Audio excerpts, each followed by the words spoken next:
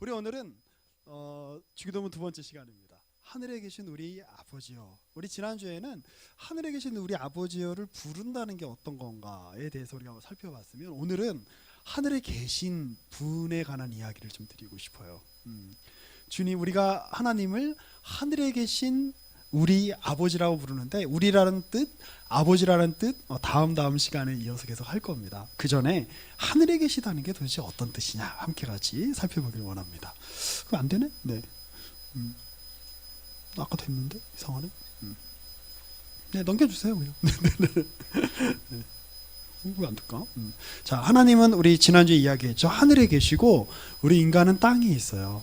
구원이란 하나님과 함께하는 거예요. 성경적 의미에서. 그리고 구원 없음이란 심판이란 하나님과 함께하지 않는 거예요. 그러니까 하나님과 함께하지 않으면 인간은 채울 수가 없어. 이 마음에 이 공허한 거를 다른 어떤 걸로 채울 수 없어요. 제가 지난주에 마지막에 그런 말씀 드렸죠. 한번 메꿀 수 있는 걸로 다 여러분들의 삶을 메꿔보라고. 돈으로 메꾸든 뭐 이성으로 메꾸든 게임으로 메꾸든 그 진정한 어떻게 보면 만족을 여러분 거기서 찾을 수 없을 겁니다. 한 2000년 전쯤에, 한 2000년은 아니죠, 한 1700년, 1800년 전쯤에 그 당시에 정말 자기가 해볼 수 있는 거는 다 해봤던 사람이 있었어요. 이제 뭐 젊어서는 동거를 하기도 하고, 결혼은 하지 않았는데, 그리고 이제 온갖 철학과 온갖 학문을 다 공부해 보기도 하고, 온갖 쾌락을 쫓아서 다 만족스럽게 살았지만, 그리고 각각 다양한 종교를 막 찾기도 했어요. 마니교를 비롯해서 뭐 이런 종교 저런 종교를 탐닉하기도 했지만, 그 마니교에는 약간 불교적인 요소가 있어요. 아무튼 뭐 나중에 뭐 설명하고. 그렇지만 그 어디에서도 내가 만족함을 얻지 못했습니다. 내가 주님을 만나기 전까지는 내 삶에 평안이 없었습니다 라고 고백했던 사람이 있죠. 그 누구냐면 바로 어거스틴이라고 하는 사람이에요. 아주 우리가 진실한 그 고백을 생각해 볼 필요가 있는데, 어쨌든 우리는 하나님께 도달할 수 없는데, 우리 땅에 있는 인간이 하늘에 계신 우리 아버지여라고 할 때, 하늘과 이 땅이라고 하는 이 어마어마한 이 공백 차이, 그 평행선이 이 말로 이렇게 메꾸어지는 거예요. 그러니까 이걸 어떤 주문처럼 사용하실 필요는 없어요. 하나님 그런 걸 싫어하시죠. 그래서 뭐 갑자기, 저도 옛날에 많이 그랬는데, 갑자기 이제 여러분 나이 때도 아직 가끔 자다가 이렇게 저희 가위 눌리고 하나요? 제가 요즘은 이제 나이가 들어서 잘 그런 일이 잘 없는데, 가위 막 눌리면 이제 주기도문을 외우는 거지. 하늘에 계신 우리 아버지부터 시작해서, 그렇게 안 되면 사도신경 외우고 근데 이제 그런 어떤 주술적인 용도로 이걸 쓰라는 것이 아니라 놀라운 일이에요. 하나님을 우리가 아버지라고 부를 수 있다는 그 사실 자체는 굉장한 특권이라는 걸 여러분들이 기억하시면 좋을 것 같아요. 자, 이거는 이제 루터라는 사람이 이야기하기도 했고, 이제 블레이즈 파스칼이라고 하는 팡세라는 유명한 책을 썼죠.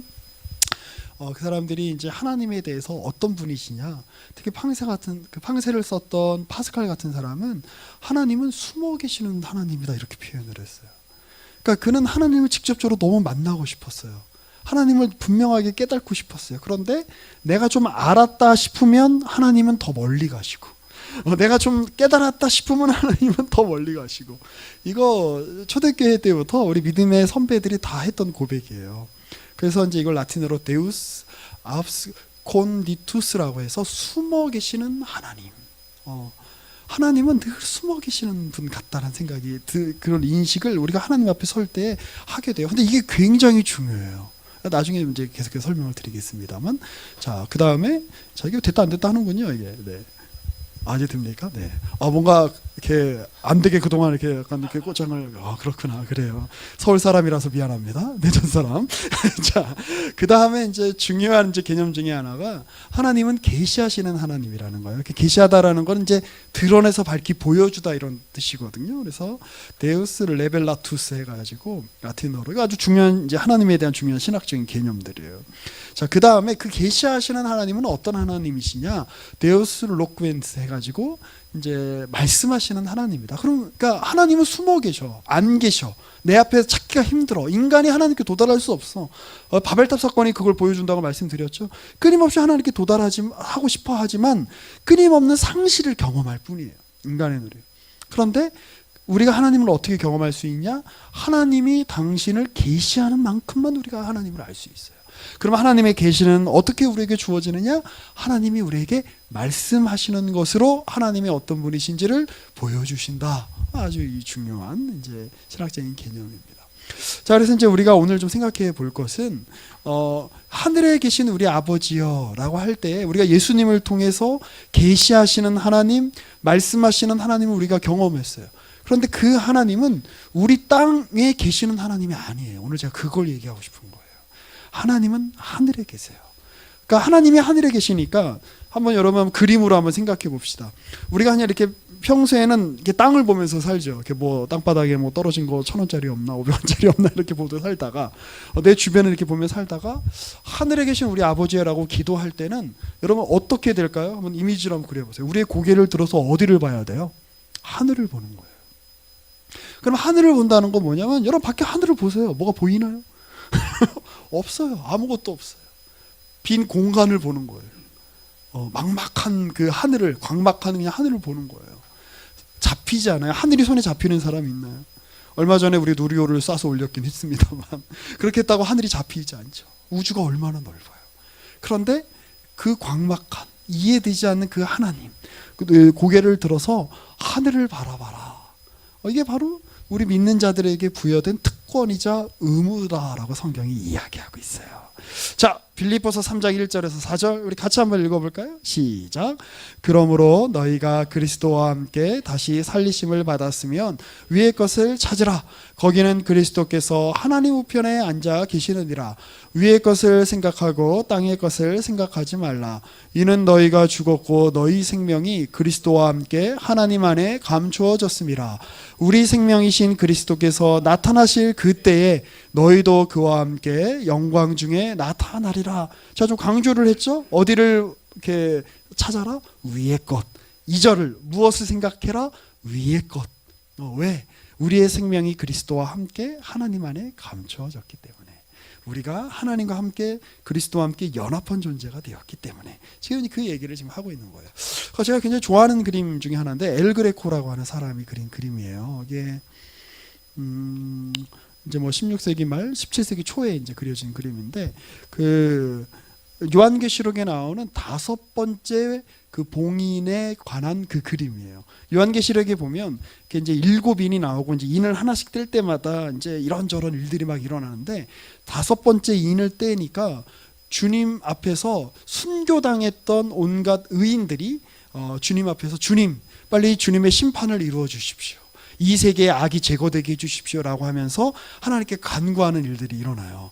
자, 그런데 이렇게 보면 그림이 좀 이상하죠. 이렇게 보면 이렇게 비율이나 이런 게 좀 안 맞잖아. 이렇게 보면 약간 이렇게 뭐 그림을 잘 아시는 분들은 알겠지만 이게 좀 여기 좀 약간 좀 찌그러져 있고 이렇게 사람들 모양도 이렇게 좀 찌그러져 있고 좀 이렇게 약간 그 우리가 생각하는 어떤 그러한 그 황금 비율로 이걸 이렇게 그림 그리지 않았어요. 근데 엘 그레코라는 사람은 누구보다도 그 황금 비율로 그림을 그릴 수 있는 사람이었어요. 초창기 그림을 보면 그 비율을 굉장히 이렇게 잘 맞게. 그리고 이 사람이 배웠던 선생님이 그 당시에 아주 유명한 베네치아에서 제일 잘 나가는 어떤 그 르네상스 풍의 그림을 그리는 선생님이었어요. 그러니까 뭐 잘 그리는 게 어렵지 않은 사람이었지. 근데 이 그림은 일부러 약간 이렇게 그린 거예요. 자, 이렇게 보시면 자, 그래서 이제 이 사람의 이제 원래 이름은 뭐 도메니코스 테오토코 포울로스 뭐 이런 이름인데 이 크레타 출신이라서 이탈리아 사람들이 그 당시 크레타는 이제 약간 그리스 사람처럼 여겨졌기 때문에 야, 너 그리스 사람이구나. 그래갖고 그냥 별명이 그냥 이름처럼 된 거야. 엘 그레코는 그리스 사람 뭐 이런 뜻이래요. 그래서 5번째 인의 그 봉인을 해제한 그 그림을 이제 지금 이제 이렇게 딱 이제 보여주고 있어요.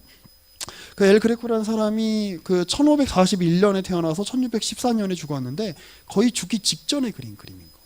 그러니까 자신의 어떤 인생의 그 일종의 그 마스터피스 같은 그런 이제 그림을 이제 그리고 이제 죽은 거죠. 근데 한번 보세요, 여러분. 그 그림 전공하신 분들 잘 아시겠지만 그 소실점이라는 개념이 있죠. 이제 이 그림에 나오는 인물들의 시선이 어디를 향하고 있나요? 예, 지금 하늘을 향하고 있어요.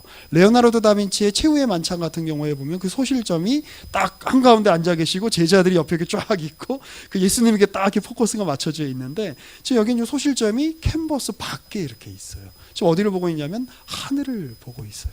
근데 저는 이 그림이 굉장히 기가 막힌 그림이라고 생각해요. 그 에드와르드 뚜루나이젠이라고 20세기 아주 유명한 설교학자가 계셨는데 그분이 이제 도스토옙스키에 관한 책을 쓰면서 이 내용, 이 그림을 얘기를 하진 않았는데 이 작가를 이렇게 인용하면서 이렇게 얘기해요. 이 그리스도인의 삶이란 뭐냐? 이 하늘을 지향하는 삶이라는 거예요. 그래서 우리의 시선을 딱 여기만 딱 향해 놓고 보세요. 이거 너무 야한가? 이쪽 그림은? 자, 여기 향해 놓고 보면 막 일그러져 있고 비율이 안 맞고 찌그러져 있고 막 이렇게 막 신체가 막 뒤틀려 있고 그래서 우리가 우리 자신의 현실을 놓고 보면 이렇게 보일 때가 너무 많아요. 여러분 그런 생각 들 때 많지 않아요? 아니 하나님 우리를 사랑하셨다면서 하나님 우리를 위에서 우리를 지으셨다면서 하나님 우리를 인도하신다면서 근데 내 인생은 왜 이렇게 찌그러져 있어요? 하나님 근데 왜 우리 교회는 왜 이렇게 왜곡돼 있어요? 하나님 우리가 살고 있는 이 현실은 왜 이 모양이에요? 자, 이 소실점을 생각하지 않고 여기만 놓고 보면 이 그림이 이해가 안 되는 거예요. 그런데 이 소실점 캔버스 외부에 있는 우리의 인생, 우리가 손에 잡을 수 있는 거, 우리가 경험할 수 있는 거, 우리가 인식할 수 있는 거, 우리가 해석할 수 있는 우리 손에 잡히는 우리의 인생이라고 하는 캔버스를 넘어선 하늘에 계시는 하나님이 계시고 우리가 그 삶을 지향하고 있다는 걸 알 때 이 소실점을 염두에 놓고 보면 이러한 그림들이 굉장히 조화롭게 느껴지는 것이죠. 마찬가지예요. 우리가 하나님을 하늘에 계신 아버지요 라고 부를 때 우리 인생의 근거가 이 땅에 있지 않습니다를 고백하는 거예요. 그 얘기는 동시에 우리의 시선이 우리가 인생을 해석하는 그 우리의 관점이 이 세상에서 제공하는 관점에 머물러서 이 우리의 현실을 해석하는 게 아니라 우리 오늘 우리 현우 형제님이 앞에 정말 뭐 언제 다시 내가 찬양인도 할지 모른다 그러면서 일렉 기타를 딱 잡고 이렇게 딱 찬양인도 하는데 아주 뭐 멋있었어요. 그래서 제가 아까 연습할 때 정말 일렉 잡고 이렇게 찬양인도 하는 경우 이렇게 흔하지 않거든요. 그래서 이제 헤드뱅잉은 언제 하나 내가 막 기대하고 있었는데 안 해줘서 조금 아쉬웠어요. 그래서 다음에 한 번 더 해주면 좋을 것 같은데. 자, 우리 막막하죠. 아까 우리 오스기니스의 소명 이야기를 한 것처럼. 나 직업 어떻게 가져야 되지? 나 직장 어떻게 들어가야 되지? 지금 내 인생은 왜 이렇지? 왜 내 문제는 해결이 이렇게 잘 되지 않지? 나는 이렇게 뭔가 이렇게 막막하지? 우리 자신의 어떤 현실을 우리 자신의 관점으로 놓고 보면 우리 거기에 매몰되기 마련이에요. 근데 우리 자신을 언제 잘 해석할 수 있느냐? 우리의 삶이, 우리의 인생이 어디를 향해 있다? 하늘을 향해 있다라는 것을 염두에 두었을 때 우리의 삶에 대한 제대로 된 해석을 할 수 있는 거예요. 저 여러분의 삶이 이미 이 캔버스가 우리의 인생이라고 생각해 보세요. 우리의 인생이에요. 그러니까 우리의 인생의 의미를 이 캔버스 안만 놓고 보면 해석을 할 수가 없다니까. 우리의 인생이 제대로 해석되기 위해서는 캔버스 외부에 있는 소실점의 끝, 하늘이라고 하는 하나님의 관점, 하나님이 일하신다라고 하는 그걸 우리가 염두에 두어야 우리의 인생이라는 이 캔버스 안에 그려진 우리의 인생이라는 그림을 제대로 이해할 수 있는 거예요. 자, 오늘은 이 얘기만 하면 다 한 거야. 자, 끝낼 수 있는데, 자, 빠르게 정리해 보겠습니다. 하늘이라는 거는 우리가 지금 하늘에 계신 우리 아버지요, 우리 함께 살펴보고 있는데 우리의 언어가 닿지 않는 곳이에요. 여기서 아무리 소리를 질러도 하늘까지 안다. 그런데 하늘에 계신 분은 우리가 상상할 수 없는 분이라는 뜻이죠. 자, 그런데 하늘을 바라볼 때 우리는 볼 수 없는 걸 보는 거예요. 좀 약간 무슨 그 선불교 얘기 같아서 좀 약간 죄송하긴 한데 하늘에 계신 분을 부를 때 우리는 말할 수 없는 거를 말하는 거예요. 근데 여러분 우리가 볼 수 없는 하나님을 볼 때 우리의 인생이 제대로 보이기 시작한다니까요. 역설이죠. 우리가 말할 수 없는 하늘에 계신 분을 우리가 부르고 우리가 그분을 향해서 하늘에 계신 우리 아버지야라고 이름을 외칠 때 우리의 인생의 하나님의 참된 의미와 우리의 삶의 참된 어떤 우리가 그 존재의 의미가 해명되는 거예요. 자, 그래서 이 파스칼이라는 사람이니까 그런 얘기를 했어요. 아까 숨어 계시는 하나님 얘기했잖아요. 하나님이 안 계시는 것 같아. 멀리 계시는 것 같아. 내가 하나님을 좀 알았나 싶으면 또 하나님은 저 멀리 계시고. 그런데 도망가시는 하나님을 느끼는 것 자체가 하나님의 존재를 느끼게 한다. 놀랍지 않아요? 놀랍죠.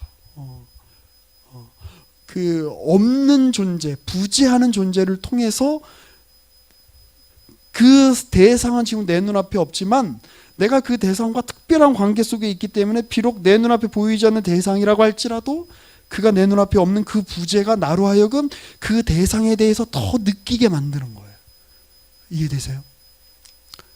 그러니까 제가 또 예를 들기 위해서 늘 제가 제 가족 얘기를 안 할 수가 없는데, 제가 제 아내를 처음 만난 게 제가 이제 중국에서 이제 사역을 할 때였는데, 제가 사역을 굉장히 어려서부터 했습니다. 이제 26살 때부터 사역하고, 그다음에 얘기했죠. 제가 27, 8살 때부터 청년부 사역을 했기 때문에 제가 나름 이렇게 원칙을 정했어요. 그때 싱글이었기 때문에 절대로 내가 가르치는 청년들 중에서는 사귀는 사람을 만나지 않겠다가 제 어떤 원칙이었어요. 그리고 그걸 공표하고 다녔고. 근데 이제 나중에 알았죠. 원칙은 깨지라고 있는 거구나. 제 아내가 이제 청년부 일원 중에 한 명이셨는데, 갑자기 극존칭을 쓰게 되네요. 네. 어떻게 계시니까, 이렇게 막 편하게 얘기 못하니까 참. 네. 그래요. 네, 하여튼, 이제 한 1년 정도 있다 이제 어떻게 이렇게 사귀게 됐어요. 내가, 이러면 안 되는데 자꾸 여자로 보이는 거야. 청년인데, 양인데, 내가 양을 잡아먹는 목자가 되면 안 되는데, 자꾸 이성으로 느껴지고, 그래서 이제 어느 날 이제 같이 이제 이렇게 정신을 차려보니까 손을 잡고 있더라고요. 그래서 큰일이다. 제 생각을 했는데, 근데 그러고 나서 아내는 이제 학교를 졸업하고 한국에 이제 취업을 위해서 이렇게 들어갔어요. 그래서 제가 한 1년 한 3개월, 1년 한 6개월 정도를 이렇게 떨어져 있었습니다. 자, 그런데 이제 아내가 제 눈앞에 보이지 않으니까 제가 이제 아내를 잊고 제가 살았겠죠? 아니요. 없으니까 더 생각나는 거예요. 그거 아세요? 그렇죠? 없어서 그 사람이 더 생각이 나. 내가 저 사람과 함께 걸었던 이 광장, 내가 저 사람과 함께 갔던 식당, 내가 저 사람과 함께 먹었던 음식, 이런 것들을 떠올릴 때마다, 그런 것들을 볼 때마다, 이게 무슨 소리죠? 누가 떠오르는 거예요? 그 대상이 떠오르는 거예요. 보이지 않지만, 부재하지만, 그래서 더 그 존재를 느끼게 되는 거. 그거 놀랍지 않아요? 자, 그래서 여러분들에게 늘 말씀드리는 거예요. 여러분들은 이제 다 이렇게 중고등학교 거쳐서, 또 여러분들 중에 대부분은 이제 부모님이 교회를 다니셨기 때문에 또 이제 신앙생활을 하시는 분들 이렇게 많을 텐데, 우리가 성인이 됐다고 하는 거는 내가 내 주체적으로 스스로 하나님을 찾는 놀라운 신앙의 여정에 이제 돌입하셨다는 뜻이에요. 그 전에는 엄마가 알려준 하나님이야. 선생님이 알려준 하나님이야. 그러니까 딱 뭐랄까요? 초등학교 교과서에 쓰여 있는 것 같은, 도덕책에 쓰여 있는 것 같은 내용으로 우리가 하나님을 인식해요. 근데 여러분, 사춘기라는 건 뭐예요? 내가 초등학교 때 가졌던 순진한 어떤 윤리의식, 도덕의식으로 세상이 설명되지 않는다는 것을 경험하는 때가 바로 사춘기예요. 그렇죠? 거짓말하면 안 되는데 왜 엄마 아빠 맨날 거짓말하지? 사춘기 때 이제 그런 의식이 이렇게 막 생겨나죠. 우리가 좀 세상이 의로워야 되는데 세상이 왜 이 모양이지? 나는 내가 인간으로 태어난 것 자체가 왜 이렇게 힘들지? 어렵지? 자기 존재에 대해서, 자기를 둘러싼 모든 거에 대해서 질문을 던지는 시기가 이제 사춘기죠. 근데 여러분, 영적인 성장을 위해서도 여러분, 그런 사춘기들이 꼭 지나간다는 거 이렇게 아세요? 그래야 신앙이 내 신앙이 되는 거예요. 하나님은 나와 함께 하시는 하나님이라 그랬는데, 하나님이 나와 함께 하시는데 내 삶이 왜 이렇지? 하나님 나 사랑하신다고 그러는데 왜 내 삶이 이 모양이지? 아니, 정말 하나님 살아계시긴 한 건가? 나는 왜 하나님을 왜 느낄 수가 없지? 왜 나는 내가 옆에 있는 그 앞에서 막 찬양 인도하는 현우 형처럼 나는 왜 저렇게 확고한, 나는 어떤 신앙이 왜 나는 없지? 현우 형이 막 일어나가지고, 형이라 그래서 미안해요. 현우 오빠가 일어나가지고, 현우 형이 일어나라 그래요. 일어나라 그래서 찬양하라 그러는데 왜 나는 왜 일어나는 게 왜 이렇게 힘들지? 왜 빨리 다리에 이렇게 자리에 앉고 싶지? 그 질문을 던지는 시기가 여러분들이 하나님에게서 멀어지는 시기가 아니라, 여러분들이 하나님을 더욱더 경험하고 따라가는 그 성장의 과정 속에서 하나님이 그 시간을 여러분들에게 허락하고 계신다는 걸 여러분들이 기억하셔야 돼요.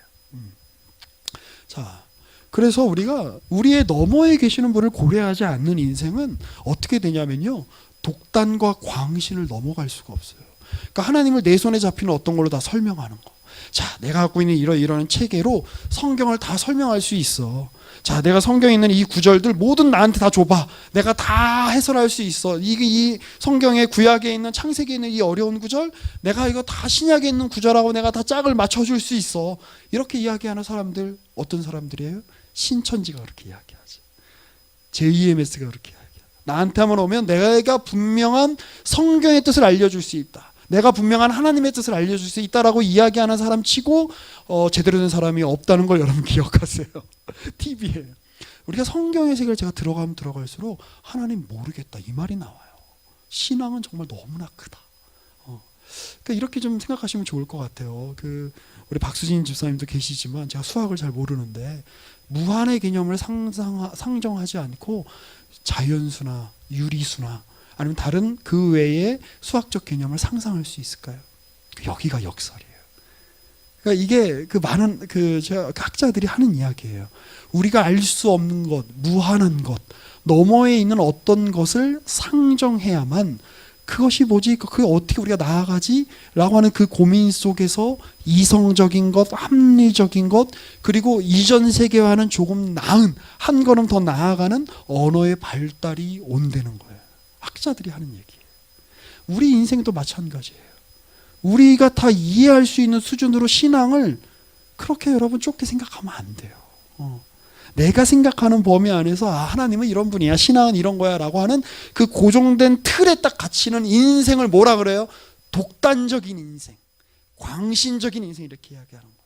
내가 익숙한 방식으로만 예배해야 되고 하나님은 내가 원하는 방식으로만 내게 응답하셔야 되고 하나님은 우리가 예배하는 방식으로만 예배 받으셔야 되고 그렇게 내가 원하는 틀 안으로 하나님을 이렇게 끌고 들어오면 하늘에 계신 하나님을 마치 땅에 있는 어떤 걸로 변화시켜서 재해석해서 하나님을 설명하면 그걸 우리가 뭐라고 부르느냐? 그걸 우상이라고 부르는 거예요. 하나님 제일 싫어하시는 거죠. 자, 하나님이 출애굽기 20장에 보면 십계명이 나오는데 먼저 1절부터 우리 4절을 또 우리 같이 한번 우리 교독해서 읽을까요? 제가 1절 읽고 여러분들이 2절 읽고 한번 읽어봅니다. 하나님이 이 모든 말씀으로 말씀하여 이르시되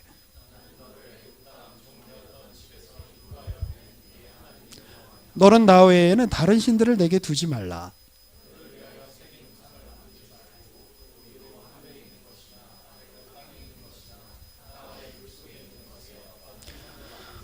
하나님이 우상을 만들지 말아라 이 말과 형상을 만들지 말아라 말이 지금 같이 이어져 있어요. 그러니까 왜 눈에 보이는 형상으로 만들지 말라고 할까? 제가 지난주에 말씀드렸죠.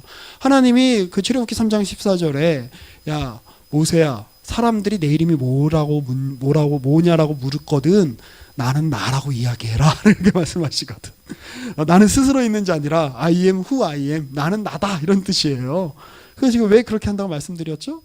우리의 눈에 보이는 다른 그 어떤 걸로 하나님을 설명하기 시작하면 무한하신 하나님을 우리의 눈에 생각하는 어떤 물질, 우리의 눈에 보이는 어떤 개념, 우리의 눈에 보이는 어떤 인간적인 어떤 걸로 재해석해 버리기 때문에 그런 거예요. 그러니까 그러지 마라. 나는 나다. 동어 반복으로밖에는 하나님을 설명할 수 없는 거. 다른 어떤 형상을 만들지 말아라. 자, 7절에 또 이렇게 이어집니다. 우리 3계명인데 10계명에 함께 같이 읽어볼까요? 시작. 너는 내 하나님 여호와의 이름을 망령되게 부르지 말라. 여호와는 그의 이름을 망령되게 부르는 자를 죄 없다 하지 아니하리라. 여기 망령되게란 말은 함부로 자기 멋대로 이런 뜻이에요. 그러니까 하나님을 내가 아무리 신앙생활 오래 했다고 해서 내가 5대째 믿는 집안이고 6대째 믿는 집안이라고 해서 하나님을 좌지우지할 수 있는 권한이 내게 있을까요? 없을까요? 없어요. 내가 아무리 유명한 목사라고 해서 내가 아무리 많은 헌신을 한 선교사라고 하더라도 하나님은 이런 분이야 라고 자기가 멋대로 규정하고 이야기할 수 있을까요? 없을까요? 없어요. 하나님을 망령되이 부르지 마라. 하나님은 하나님으로 계신다. 하나님은 땅이 아니라 어디에 계신다? 하늘에 계신다. 땅이 아니라 하늘에 계시다는 것은 땅의 언어로 하나님을 제한하여 부르거나 설명해서는 안 된다 이런 뜻이에요. 그런데 우리가 이런 실수 많이 해요. 제가 여러분 나이 때만 해도 막 자랄 때만 해도 그런 얘기 많았어요. 하나님이 우리 한민족을 너무 사랑하신다. 그래서 우리가 동양의 이스라엘이다. 막 그래서 하나님이 마지막 때에 우리 한민족을 사용하셔서 우리 한국 사람들을 사용하셔서 온 세계에 그 선교를 이루시고 하나님의 재림을 주님의 재림을 앞당기시는 일에 우리 민족을 사용하실 거다. 막 이런 얘기했어요. 제가 거기에 굉장히 저도 아멘하고 막 기도하고 헌신하고 했었었는데 그 생각해보면 되게 오만한 말이에요. 왜 그럴까요? 하나님은 우리 대한민국만의 하나님이실까요? 일본 놈들은 우리한테 나쁜 놈들이니까 하나님은 일본 사람들 다 싫어하시죠? 그렇지 않아요. 그렇지 않아요. 중국 사람들 맨날 우리한테 이렇게 나쁜 짓 하고 못되게 구니까 하나님은 중국 사람들 다 싫어하시고 우리 한국 사람들만 사랑하시죠? 그게 뭐예요? 하나님의 이름을 망령되게 부르는 거예요. 하늘에 계신 하나님, 땅이라고 하는 민족적인 조건, 사회적인 조건, 내가 어떤 속한 가지고 있는 어떤 계층적인 조건에 하나님을 끌어내리면 그게 바로 하나님을 망령되게 부르는 거예요. 하나님은 그런 내가 갖고 있는 어떤 필요, 내가 갖고 있는 어떤 조건, 내가 인식하고 있는 어떤 내용에 하나님을 국한시킬 수 있다 없다? 없다. 하나님은 무한하신 분이시다. 우리 손에 잡히지 않으시는 분이다를 먼저 기억하고 그 다음에 우리 아버지여 라고 불러야 되는 거예요. 이 역사를 잘 기억하셔야 돼요. 자, 마지막으로 이렇게 하나님의 이름을 망령되게 불렀던 역사적인 예를 한번 말씀드리고 싶어요. 이게 이제 그 1차 세계대전 당시에 그 이 독일 사람들이 이제 막 이렇게 배포했던 일종의 포스터 같은 거예요. 전쟁 포스터 같은 건데 뭐 비스마르크 같은 사람이 딱 있고 이 독일 사람인데 이 위에 잘 안 보이실 텐데 Gott mit uns라고 이렇게 되어 있어요. 그게 뭐냐? God with us. 임마누엘. 하나님이 우리와 함께 하신다. 너무 좋은 말이지. 제가 제일 좋아하는 예수님의 별명이 뭐라고 말씀드렸죠? 임마누엘이에요. 주님이 우리와 함께 하신다. 하나님이 우리와 함께 하신다. 자, 그런데 여기 지금 하나님이 우리와 함께 하신다를 어떤 맥락에서 지금 쓰고 있어요?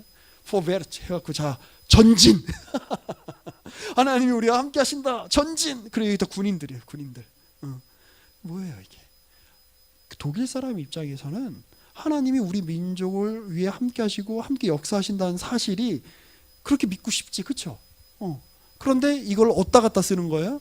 다른 나라 사람들, 프랑스 사람들 죽이는 데 갖다 쓰고 영국 사람들 갖다 죽이는 데 쓰는 거예요. 이 말을. 그러니까 여기서 하나님은 누군가요? 하늘에 계신 하나님이 아니라 땅에 있는 자신들의 민족주의 이데올로기를 강화하고 그것에 근거하여 어떤 전쟁을 일으키는 데에 어떤 필요한 어떤 수단이나 명분을 제공해 주는 분인 거야. 그러니까 하나님은 더 이상 하늘에 계신 하나님이 아니라 땅에 있는 독일 민족 가운데 있는 독일 사람들 가운데 있는 19세기 말 20세기 초의 유럽의 정황 속에 어떤 한 독일 사람들이 너무 독일 사람 까는 것 같아서 미안하네요. 아무튼 독일 사람들이 자신들 멋대로 자기의 욕망을 이루기 위해서 자신들의 정치적인 꿈을 이루기 위해서 하나님의 이름을 하늘에 계시는 하나님을 위에 계시는 하나님을 땅으로 끌어내리는 거죠. 그게 뭐예요? 우상이에요. 근데 이런 일들이 사실 우리에게도 근데 이 일들이 수십 년 후에 다시 반복돼요. 굉장히 유명한 팸플릿이에요. 유명한 포스터예요. 너무 잘하는 사람이죠, 이 사람. 히틀러. 나치가 딱 이렇게 우리가 2차 세계대전을 일으키면서 그 유럽을 이렇게 막 초토화시킬 때 그때 딱 내세웠던 문구가 뭐예요? Gott mit uns. 하나님이 우리와 함께 하신다. 그리고 이 사람들이 독일 사람들은 지나쳐. 이게 보면 이렇게 SS 친위대가 이렇게 갖고 있던 이렇게 약간 이제 브로치 같은 건데 거기에도 지금 가드 미트 SS 친위대가 얼마나 나쁜지 많이 했어요. 막 유대인들로 잡아 가두고 죽이고 막 하면서 하나님이 우리와 함께 하신다. 섬찟하죠. 이거는 이제 그 군인들이 그 찬 허리띠에 있는 그 바클에 있는 거기에도 가드 미트 이 허리띠 차고 총 쏘면서 다른 나라 침입하고 못된 짓 하는데 이 문구를 쓰는 거예요. 근데 이거 독일 사람들만의 문제일까요? 우리는 언제나 이루고 싶은 경향이 있어요. 이게 민족적이든 집단적이든 개인적이든. 하나님이 내 기도 안 들어주시면 하나님이 아닌 거야. 하나님이 지금 당장 내가 지금 봐야 되는 시험을 통과시켜 주시면 하나님은 하나님이시고 그렇지 않으면 하나님이 아니신 거야. 이런 마음 자세를 가지는 것. 하늘에 계시는 하나님을 마치 인간 내 옆에 있는 어떤 종이나 내 옆에 있는 어떤 나의 어떤 그 만족을 어떤 채워주는 수단 정도로 내리는 거예요. 하나님은 그런 분이 아니다라는 거예요. 그래서 이렇게 정리를 해볼 수 있을 것 같아요. 제가 이렇게 나름 정리를 해봤는데, 하늘에 계시는 분을 땅에 있는 존재, 내 손에 잡히는 존재, 내가 이해할 수 있는 존재로 여기면 안 돼요. 근데 여러분, 우리 문화가 이러기 너무 좋아요. 왜냐하면 우리 다 지금 손에 뭐 들고 있죠? 다 우리 휴대전화 들고 있죠. 근데 제가 곰곰이 생각해 보니까, 이거 뭐 니콜라스 카라는 사람도 이제 생각하지 않는 사람들이란 책에서 그런 얘기를 했는데, 이 휴대전화 이렇게 우리가 이렇게 막 이제 하다 보면 내가 원하는 게 바로 이 안에서 이루어져요. 어디서? 내 손 안에서. 근데 이 문화가 여러분 굉장히 위험한 문화인 거 아세요? 여러분, 사람이 안 되는 게 좀 있어야 돼요. 바로바로. 그럼 기다리면서 사는 그런 성숙하는 거거든요. 그런데 뭐든지 즉각적으로 내가 지금 클릭했을 때, 내가 터치했을 때 내가 원하는 걸 재생해. 내가 원하는 거를 가져와. 내가 원하는 걸 주문해. 라고 하는 이 인스턴트 문화의 이 극단에 치다하는 이 문화가, 이 신앙적으로 이렇게 놓고 봤을 때는 이게 얼마나 여러분 해독적인 줄, 이게 얼마나 이게 악한 건지 아세요? 하나님은 내가 원하는 대로 움직이는 분이 아닙니다 라고 하는 겸손한 고백. 하나님은 하나님의 뜻이 있습니다. 하나님은 내 뜻과 다르신 뜻을 가지실 수 있습니다. 그러니 주님, 내 뜻대로 마시고 아버지의 뜻대로 하십시오 라는 예수님의 기도. 한번 잘 생각해 보세요. 자, 이거 누가 한 말이냐면 루터가 한 말이에요. 이해할 수 없는 하나님만이 진정한 하나님입니다. 뭐냐면, 내가 이해할 수 있다는 건 내가 갖고 있는, 내가 소유하고 있는 세상의 언어라는 뜻이에요. 세상의 언어를 규정할 수 있다는 뜻이에요. 세상의 언어로 하나님을 규정할 수 있으면 그분은 이 세상을 초월해 계시는 분이 아니죠. 그렇죠? 이 세상 안에 포함되는 분이죠. 근데 하늘에 계신 하나님이라고 할 때는 우리가 하나님을 감히 이해할 수 없습니다. 우리가 하나님을 감히 부를 수 없는 하나님은 그런 분입니다. 이런 뜻이에요. 이렇게 정의할 수 있을 것 같아요. 하나님은 하나님이시다. 자, 마지막으로 이사야 45장 15절 우리 같이 한번 읽어볼까요? 시작. 구원자이신 이스라엘의 하나님, 진실로 주님께서는 자신을 숨기시는 하나님이십니다. 저는 오늘 좀 이제 설교가 길어졌는데, 어차피 교회에서 식사 안 하시고 나가서 다 드시잖아요. 자, 그래서 제가 마음이 조금 편해요. 자, 오늘 제가 여러분께 말씀드리고 싶은 것은, 하나님을 내 손 안에 내가 마음대로 좌지우지할 수 있는 존재로 여기라라고 하는 이 세상성의, 이 세상의 유혹에 여러분들이 그 유혹을 거부하시기를 바랍니다. 하나님은 하나님이세요. 자, 우리 오늘 뭐 식사하시면서 조별 나눔 할지 안 할지 모르겠지만, 우리 오늘은 이런 주제를 한번 생각해 보시면 어떨까 싶어요. 여러분, 하나님이 정말 이해가 되지 않았던 적이 있을 거예요. 그런 경험이 있다면 함께 나눠봤으면 좋겠어요. 하나님을 언제나 우리가 이해할 수 있고, 하나님을 우리가 언제나 설명할 수 있고, 하나님을 우리가 언제나 우리의 말로 표현할 수 있다면, 우리가 가지는 그 하나님의 이해는 굉장히 왜곡된 것일 수 있어요. 우리가 아무리 훌륭한 성경 공부 체계를 갖고 있다고 한들, 우리가 아무리 훌륭한 양육 체계를 가지고 있고, 우리가 아무리 훌륭한 신학을 갖고 있다고 한들, 그것이 하나님을 다 설명할 수 없어요. 그러면 이게 우리에게 어떤 실천적인 유익을 줄까요? 제가 그걸 2번 질문에 담은 거예요. 하나님이 내 생각보다 크신 분이라는 이 경구는 거의 우리 찬양도 많이 부르고 아주 익숙한 경구죠. 그런데 이걸 우리가 가지고 있으면, 하나님이 내 생각보다 크니까 알아서 나에게 잘해주시겠지, 이런 막연한 기대를 넘어서서 이런 생각을 갖고 있는 사람들은 어떤 실천을 할 수 있게 될까요? 저는 한 가지 제가 경험이 있어요. 왜냐하면 제가 저도 옛날에 이렇게 날카로웠던 사람이라서, 제가 생각하는 신앙의 범주 안에 들어오지 않으면 참 정죄를 잘했던 사람이었어요.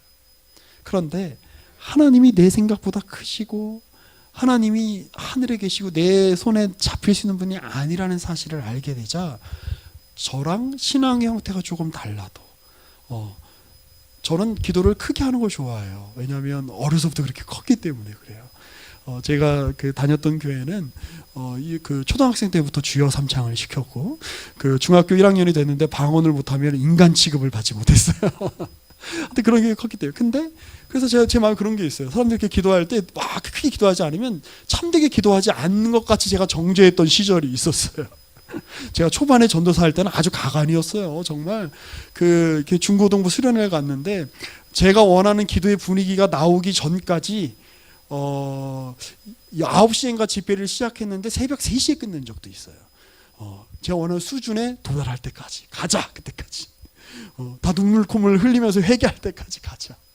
물론 그렇게 하면서 유익을 하나님 우리 유익을 주시기도 하지만, 근데 제가 내 신앙에 내가 생각하는 이 테두리 안에 하나님이 은혜를 담으시고 역사하시는 걸 내가 담을 수 없다는 걸 깨달은 다음부터는 뭐가 생기냐면 포용력이 생겨요.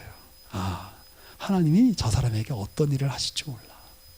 저 사람이 지금 툴툴거리고 나 하나님 싫어라고 이야기하지만, 하나님 싫어라고 이야기하는데 그 사람의 문장 안에 누가 있는 거예요? 하나님이 있잖아. 저것도 하나님을 고려해서 하나님을 싫어 이렇게 얘기하잖아. 그러니까 그런 걸 보게 되는 것 같아요. 우리 이 시간에 마무리하면서 함께 같이 우리 기도합시다. 우리 계속해서 우리가 말씀드리듯이 크게 기도하지 않아도 돼요. 그런데 여러분들 지금 분명히 여러분들 마음 안에 있는 여러분들의 영혼, 여러분들의 심령으로 하나님 앞에 구체적으로 문장을 만들어서 하나님께 아뢰는 거예요. 하나님은 하늘에 계신 분입니다. 우리가 하나님을 온전히 다 깨닫고 이해할 수 없습니다. 그러나 우리로 하여금 하나님을 하나님이라고 부르게 하시니 감사합니다. 우리의 삶이 하나님이 계시다는 것을 염두에 두어야 우리의 삶이 온전히 해석이 됩니다. 주님, 우리가 눈을 들어 하나님을 하나님으로 보게 해 주십시오. 하나님을 아버지라고 부를 수 있게 해 주십시오. 하나님의 이름을 부를 때 주님 우리 가운데 응답해 주시고 우리 가운데 다가와 주십시오. 내 생각보다 크신 하나님, 내게 역사해 주십시오. 우리 그렇게 우리 진실하게 하나님 앞에 간구하며 한 1분 정도 같이 기도하며 나아가십시다. 함께 기도하실까요?